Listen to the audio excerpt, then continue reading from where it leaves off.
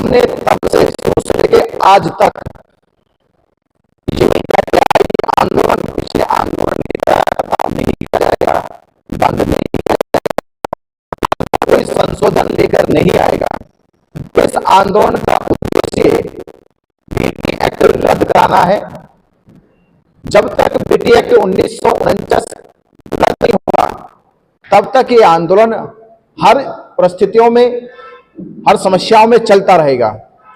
समाज को यह विश्वास दिलाया गया और इसी विश्वास को बनाए रखने के लिए समाज ने जिस तरह से इस आंदोलन को सपोर्ट किया, सहयोग दिया, उन्होंने हर एक तरह से सहयोग करके इस आंदोलन की ताकत को मजबूत किया हर रोज।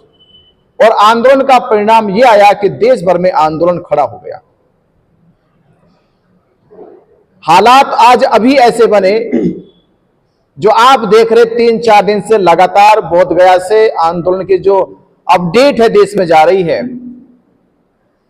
वो अपडेट आंदोलन को लेके समाज में एक शंका पैदा करने लगे कि आंदोलन का अब क्या होगा। और कल तो हद हो गई जब ये निर्णय आया मीडिया के सामने और समाज ने, बौद्ध उपासकों ने, बौद्ध भिक्षुओं ने अपनी प्रतिक्रिया देना शुरू करी। कहने लगे क्या आंदोलन स्थगित हो गया, आंदोलन खत्म हो गया, आंदोलन बंद कर दिया गया। तो जो रोष हमने देखा, जो विरोध देखा, हमने कहा आंदोलन स्थगित नहीं किया गया है। यह निर्णय किसने लिया, किन परिस्थितियों में निर्णय लिया गया, हमें यह मालूम भी नहीं है। प्रशासन केवल यह कह रहा था कि भारत और पाकिस्तान का युद्ध हो रहा है, ऐसी विषम परिस्थितियों में का वादा किया। हमने भी कहा हम देश के साथ है, देश की सुरक्षा के साथ है, हम अपने सेना के साथ है, जवानों के साथ है। हो रही है देश की सुरक्षा में कहीं ना कहीं बाधा उत्पन्न हो रही है। धरना स्थल से केवल 3 किलोमीटर दूर पर ही कालचक्र मैदान है, जहां बीटीएमसी द्वारा हजारों लोगों का प्रोग्राम किया जाता है। हमने प्रशासन से कहा कि क्या प्रशासन को जो हजारों लोग बीटीएमसी में प्रोग्राम करने आ रहे हैं, क्या उनसे देश की सुरक्षा को नुकसान नहीं है? जब धरना स्थल से नुकसान है तो कालचक्र मैदान में जो बीटीएमसी द्वारा प्रोग्राम किया जा रहा है उससे नुकसान नहीं है। यह प्रशासन की मिली भगत थी। प्रशासन नहीं चाहता कि जो देश भर से बौद्ध उपासक, बौद्ध भिक्षु आ रहा है बोधगया में, वो जयंती के साथ साथ धरना स्थल को समर्थन देने आ रहा है।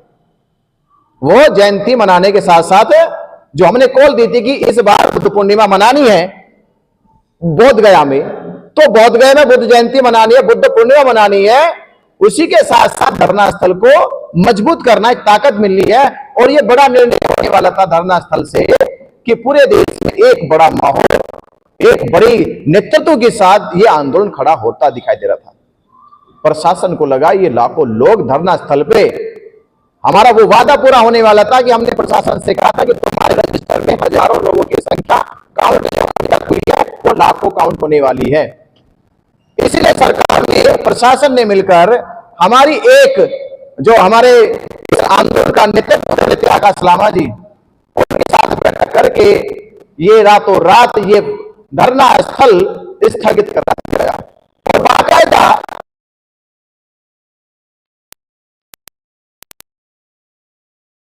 मिलकर कि हम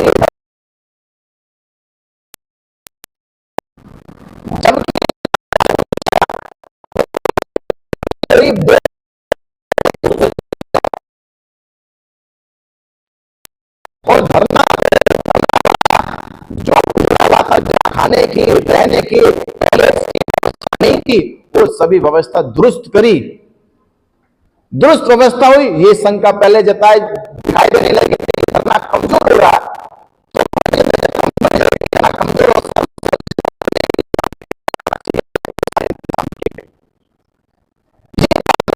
हमें जल्दी पता नहीं लग रही थी कि ये बनते और आकाश लामा को पच नहीं रही कि धरना मजबूत हो।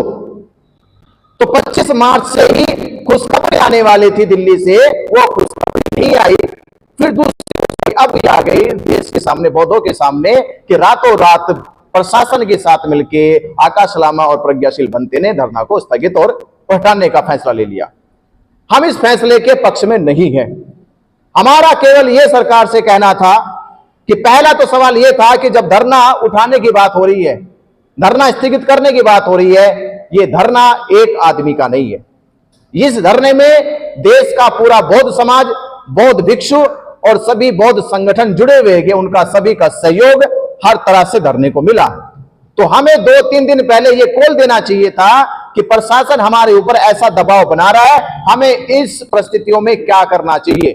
ये बौद्ध समाज, बौद्ध भिक्षु और बौद्ध संगठन निर्णय ले, हमें टाइम मांगना चाहिए। और आज प्रशासन से कह रहे हैं टाइम मिलना चाहिए, पहले बुद्ध पूर्णिमा तक की हमें मोहलत मिले, क्योंकि पूरा बौद्ध समाज हमारा बौद्ध गया पहुंच रहा है। उनके साथ विचार विमर्श होगा, विचार विमर्श होने के बाद जो नतीजा निकलेगा, हम प्रशासन और देश के साथ है।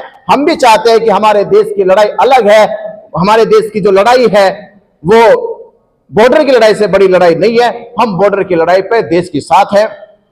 प्रशासन से हम यही गुजारिश करेंगे कि हमारी बात को भी सुना जाए, हमारी फीलिंग को भी समझा जाए, हमारी भावनाओं को समझा जाए कि ये आंदोलन हमारे विश्वास का, हमारी आस्था का आंदोलन है। अगर हम इस आंदोलन को खत्म कर देंगे तो हमारे विश्वास का क्या होगा, हमारी आस्था का क्या होगा, और वो जो हजारों लाखों लोग इस आंदोलन में सहयोग कर रहे थे उनकी भावनाओं का क्या होगा।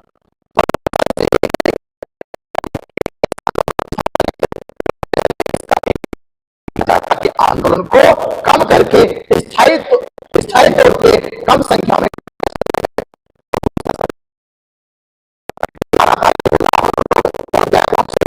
आप उनकी व्यवस्था कैसे करें। धरना स्थल पे आप हमें प्रोग्राम करने नहीं दे रहे, फोर्स वहां आप लगा रहे हो, तो ये हजारों लाखों लोग आएंगे, उनके खाने की, उनके रुकने की व्यवस्था कैसी होगी, ये भी सुनिश्चित करे गया प्रशासन।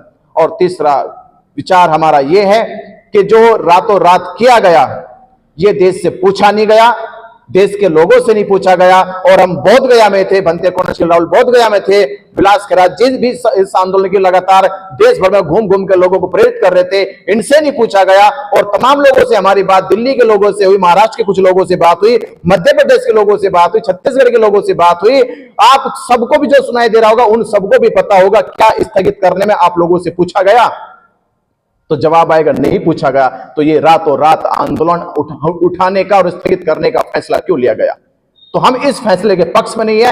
ये बात होती, सामूहिक होती सरकार के साथ बैठ के, तो शायद हम भी और आप भी इस पे सहमति बनाते। तो मीडिया बंधुओं से हम ये कहेंगे, ये आंदोलन अभी खत्म नहीं हो रहा, स्थगित नहीं हो रहा, जब तक हम ठोस बात सरकार के साथ ना कर लें। जी, आपको लामा जी ने पूछा नहीं, क्यों पूछा नहीं, क्या कारण है, ठोस कारण क्या है? ठोस कारण यह है कि लामा जी की जो योजना है वो दो लोगों के बीच की योजना है।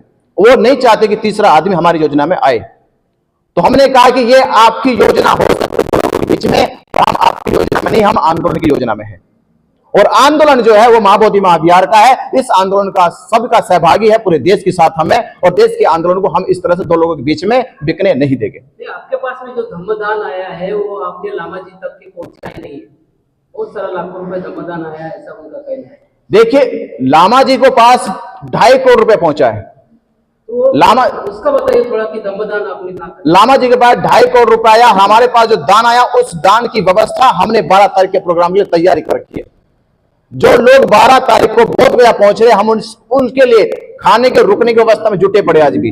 और मीडिया बंधु ने देखा कि हमने किस तरह से तैयारी को आरंभ कर दिया था। अपने धरना स्थल पर हमने टेंट पंडाल लगाने की शुरुआत कर दी थी, सामान गिर चुका था कि जिम्मेदारी हम ले गए।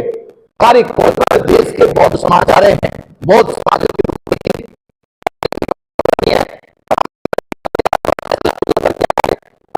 प्रशासन से मिलकर हमारे को, हमारे सामान को, हमारे जितना का सामान होता है, खाने का जो सामान होता है, वो वहां नहीं करे, वहां से व्यवस्था नहीं करेंगे, हम फिर भी व्यवस्था देंगे। हम आने वाले सभी अपने धर्म उपासकों को खाने की व्यवस्था देंगे। इससे बेचिंत रहिए। हम उनकी व्यवस्था के लिए जो धमदान आप लोगों ने हमें दिया, उस धमदान का प्रयोग, उसका उपयोग हम आप लोगों की व्यवस्था में करेंगे। पंडित जी, एक सवाल ये भी खड़ा कर रहे हैं कि बगैर विचार विमर्श ये कमेटी से या जो लोग वहाँ पर बैठे हुए हैं, भंते विनयाचार्य जी ने 12 लाख लोगों का आह्वान कर दिया, जिसके बाद से गया प्रशासन या बोध गया प्रशासन ने हड़कंप कर दिया कि 12 लाख लोग आ जाएंगे तो कैसे होगी। इसलिए भी जो है आंदोलन को खत्म करने का प्रयास प्रशासन के द्वारा किया गया। तो ये आपके बारे में कहा जा रहा है। मैंने तो लाखों लाख कहा है, लामा जी का वीडियो तो 2-3 बार ऐसा करोड़ों करोड़ों का है।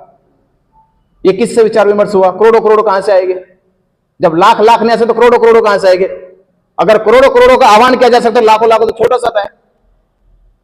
ये मनोबल का आह्वान होता है। समाज हमारा, जब हम संख्या काउंट करते हैं कि भारत में करोड़ों बुद्धिस्ट है, तो लाखों क्यों नहीं आ सकते?